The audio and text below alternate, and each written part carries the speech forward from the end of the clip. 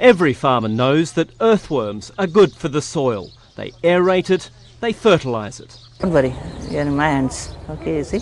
In India, Dr. Suneet Dabki has big plans for the humble earthworms he's been studying for the past dozen years.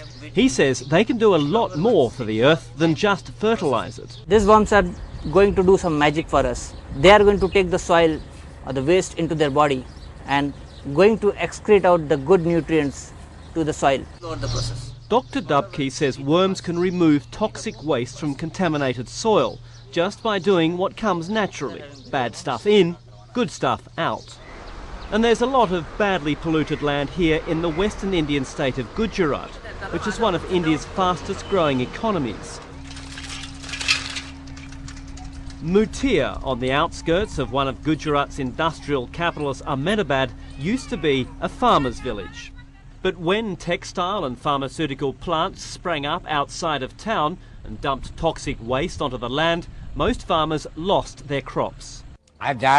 He says the plants were getting burned by the pollution before they could even grow, and the soil wasn't good either. He says they often saw colours from the textile dyes on the plants.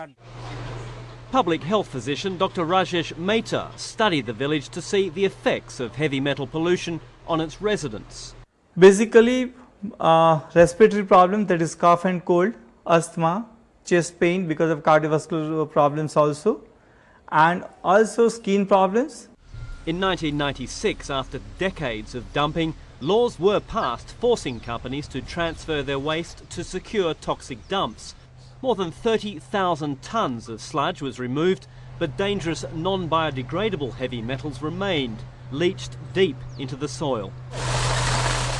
11 years later, the water from this well still runs yellow, contaminated with toxic chromium. The town has to pump clean water in from a treatment plant 5 kilometres away. In 2006, Dabki received a $15,000 grant from an international NGO, the Blacksmith Group, to cover the cost of removing 4 acres of waste using earthworms.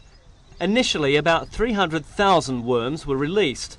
A year later, soil tests showed a 60% reduction of heavy metals. An additional 100,000 worms were added later, along with natural soil conditioners to help absorb the remaining waste. We are condensing, we are reducing the volume of toxic waste from such a huge amount to such a small amount. Good news for the farmers, but bad news for the worms. They're sifted out of the earth and burned after their work is done. The heavy metals they've absorbed are released into the air, where Dr. Dabki says they do less harm than in the soil. But for the next 2 years, these worms will live a worm's version of the good life, happily munching their way through the soil, helping India digest its toxic waste. Andrew Stevens, CNN, Hong Kong.